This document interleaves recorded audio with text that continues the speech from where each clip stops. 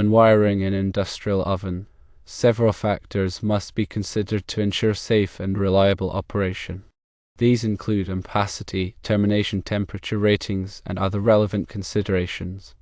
Your assumption that the primary overload protection limits the secondary ampacity is correct. However, you should also consider the ampacity of the wireway and the heater connections. For SRML cable, the correct table to use is National Electrical Code Table 310.18. The 200 degrees Celsius column lists the ampacity for silicone rubber insulation SAW, while the Brindy catalogue states that their tin-plated compression fittings can be used up to 190 degrees Celsius. It is important to adhere to Underwriters Laboratories UL listings. Since the Brindy fittings are not UL listed for this temperature, they should not be used. The Dusso crown clamp, which has no temperature listing, should be used with caution. It is recommended to contact the manufacturer for more information regarding its temperature rating. Based on the information provided, it is recommended to use 2/0 SRML cable in accordance with National Electrical Code Table 310.18. However, you should consider the following. Firstly, the wireway rating should be sufficient for the calculated ampacity of 382 amps. Secondly, the heater connection temperature rating should be verified to ensure compatibility with the cable insulation. And thirdly, if the Dorset ground clamp is used, the temperature rating should be verified, or alternative termination methods should be explored. The cold startup current of 320 amps may require additional protection, such as a soft starter or oversized primary feeder. The ambient temperature of 50 degrees Celsius should be considered when derating the cable ampacity. The derating factor for 50 degrees Celsius ambient temperature is 0.88. It is recommended to consult with a qualified electrician or electrical engineer for further guidance on the specific wiring and protection requirements of your oven. When dealing with electrical systems, it's critical to understand ampacity, which is the maximum amount of electrical current a conductor can carry before sustaining damage. Several factors influence ampacity, including the conductor material, size, insulation type, and ambient temperature. For example, copper conductors generally have higher ampacity than aluminum conductors of the same size. The National Electrical Code (NEC) provides tables that list the ampacity of various conductors under specific conditions. These tables, such as NEC Table 310.15, are essential for selecting the correct wire size for a given application.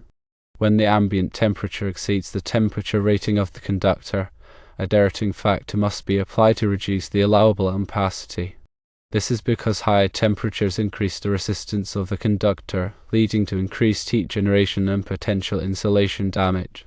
The NEC provides derating factors for various ambient temperatures. For example, if a conductor with a 90 degrees Celsius insulation rating is used in an ambient temperature of 50 degrees Celsius, the ampacity must be derated to account for the increased temperature. To calculate the derated ampacity, multiply the ampacity listed in the NEC table by the appropriate derating factor. In addition to ambient temperature, the number of current-carrying conductors in a raceway or cable also affects ampacity. When multiple conductors are bundled together, the heat generated by each conductor can raise the overall temperature, requiring further ampacity derating. The NEC provides adjustment factors for the number of current-carrying conductors. For example, if there are more than 3 current-carrying conductors in a raceway, the ampacity of each conductor must be reduced according to the NEC adjustment factors. Terminations are critical components in any electrical system, providing the connection point between conductors and equipment. The temperature rating of terminations must be compatible with the temperature rating of the conductors they are connected to. Using terminations with lower temperature ratings than the conductors can lead to overheating, insulation damage, and even fire hazards. The UL listing of terminations indicates that they have been tested and certified to meet specific safety standards, including temperature rise tests. It is essential to use UL-listed terminations that are appropriate for the application and conductor type. Compression fittings are commonly used terminations that provide a secure and reliable connection. These fittings are typically made of copper or aluminum and are designed to be crimped onto the conductor using a specialized tool. The quality of the crimp is crucial for ensuring a good electrical connection and preventing overheating. Proper crimping techniques and the use of the correct crimping tool are essential for reliable terminations. When selecting terminations, consider the conductor material, size, and insulation type. Different terminations are designed for specific conductor types and sizes. Using the wrong termination can lead to a poor connection and potential safety hazards. Also, consider the environment in which the terminations will be used. In corrosive environments, use terminations that are specifically designed to resist corrosion. Cable selection is another critical aspect of electrical system design. The type of cable used must be appropriate for the application, considering factors such as voltage, current temperature, and environmental conditions. Several types of cables are available, each with its own unique properties and applications. THECN, thermoplastic high heat resistant nylon, is a common type of building wire used for general purpose wiring. It has a temperature rating of 90 degrees Celsius in dry locations and is suitable for use in conduits and raceways.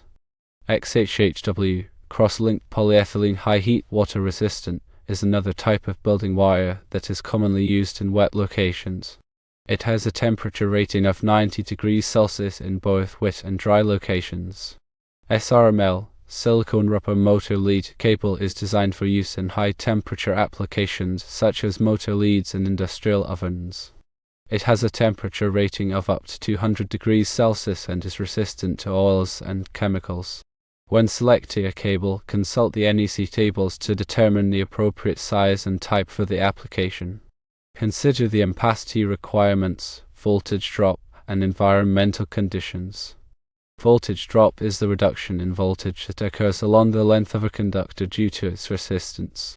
Excessive voltage drop can cause equipment to malfunction and reduce its efficiency. The NEC provides guidelines for limiting voltage drop in electrical circuits. To minimize voltage drop, use larger conductors or shorten the length of the circuit. The ambient temperature in the area where the cables and terminations are installed must be considered. High ambient temperatures can reduce the ampacity of conductors and the temperature rating of terminations. When the ambient temperature exceeds the temperature rating of the components, derating factors must be applied. The NEC provides derating factors for various ambient temperatures. In industrial environments, special considerations may be necessary due to the presence of harsh chemicals, extreme temperatures, and other hazardous conditions. Use cables and terminations that are specifically designed for these environments. Consider using explosion-proof equipment in areas where flammable gases or vapors may be present. Grounding is an essential safety measure that provides a low impedance path for fault currents to return to the source. Proper grounding helps to prevent electrical shock and equipment damage. The NEC provides detailed requirements for grounding electrical systems. Ensure that all equipment is properly grounded in accordance with the NEC. Overcurrent protection devices, such as fuses and circuit breakers, are designed to protect electrical circuits from overloads and short circuits. These devices interrupt the flow of current when it exceeds a predetermined level. The NEC provides guidelines for selecting the appropriate overcurrent protection device for a given circuit. The overcurrent protection device should be sized to protect the conductors and equipment in the circuit. Coordination of overcurrent protection devices is essential for ensuring that only the faulted portion of the circuit is de-energized during an overcurrent event. Proper coordination minimizes downtime and prevents unnecessary outages. Electrical safety is of paramount importance when working with electrical systems.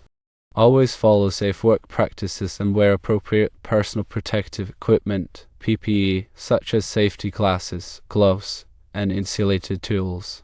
To energize circuits before working on them whenever possible. Use a voltage tester to verify that the circuit is de-energized. Lockout/tagout procedures should be followed to prevent accidental re-energization of the circuit. Only qualified electricians should perform electrical work. If you are not familiar with electrical codes and safety practices, seek the assistance of a qualified electrician. Regular inspections and maintenance of electrical systems are essential for ensuring the safe and reliable operation. Inspect cables, terminations, and equipment for signs of damage or wear. Test of current protection devices to verify their proper operation. Clean electrical equipment to remove dust and dirt that can cause overheating. Keep electrical panels and equipment rooms clear of obstructions. Maintain accurate records of all electrical work performed. Documentation is important for troubleshooting and future maintenance. By following these guidelines and best practices, you can ensure the safe and reliable operation of electrical systems in industrial environments. Understanding ampacity, termination, temperature ratings, cable selection, and other relevant considerations is essential for preventing electrical hazards and maintaining a safe working environment. Remember to always consult the NEC and other applicable codes and standards when designing, installing, and maintaining electrical systems. It is also recommended to seek the assistance of a qualified electrician or electrical engineer for complex or critical applications. They can provide expert guidance and ensure that the electrical system meets all applicable requirements. In summary, when wiring an industrial oven, pay close attention to the following key aspects. Firstly, determine the ampacity requirements of the oven and select conductors with sufficient ampacity, taking into account ambient temperature and the number of current carrying conductors. Secondly, use terminations with temperature ratings that are compatible with the conductors and ensure that they are UL listed and properly installed. Thirdly, select cables that are appropriate for the voltage, current, temperature, and environmental conditions of the application. Fourthly, provide proper grounding to prevent electrical shock and equipment damage. Fifthly, install overcurrent protection devices to protect the circuits from overloads and short circuits. And finally, follow safe work practices and wear appropriate personal protective equipment when working with electrical systems. By addressing these key aspects, you can ensure the safe and reliable operation of your industrial oven and prevent electrical hazards. Always consult with qualified professionals for guidance on specific applications and to ensure compliance with all applicable codes and standards.